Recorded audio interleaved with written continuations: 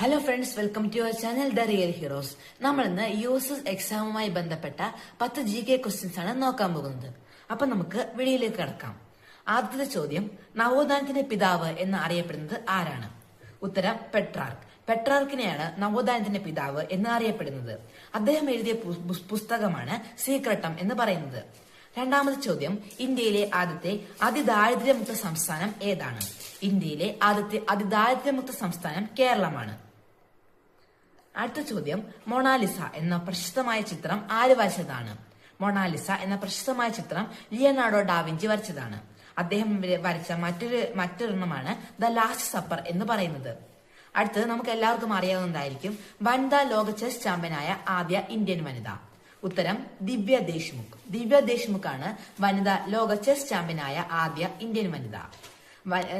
പുരുഷ ലോക ചെസ് ചാമ്പ്യനായ ആദ്യ ഇന്ത്യക്കാരൻ എന്ന് പറയുന്നത് ഡി ഗുഗേഷ് ആണ്. അടുത്ത ചോദ്യം, ഹഗിയ സോഫിയ എവിടെയാണ് സ്ഥിതി ചെയ്യുന്നത്? പ്രശസ്തമായ ഒരു മോണുമെന്റ് ആണ് ഹഗിയ സോഫിയ. തുർക്കിയിലാണ് അത് സ്ഥിതി ചെയ്യുന്നത്.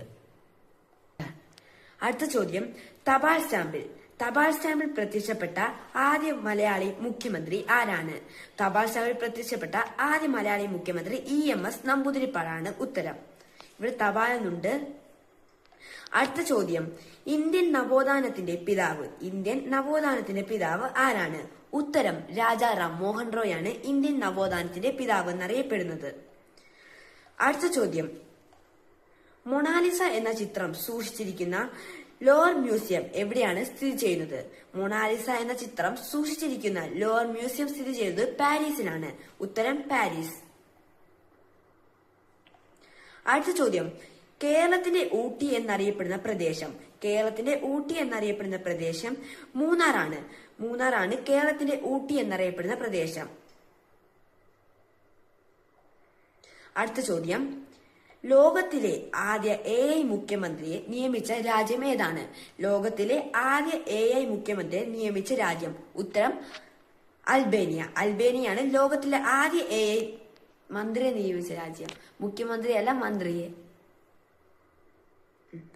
ഇതോടുകൂടി നമ്മുടെ ഇന്നത്തെ പ്രധാനപ്പെട്ട 10 GK ക്വസ്റ്റ്യൻസ് കഴിഞ്ഞിരിക്കുന്നു. ഇനി നമുക്ക് വേറെ വീഡിയോ ആയിട്ട് കാണാം. Bye bye.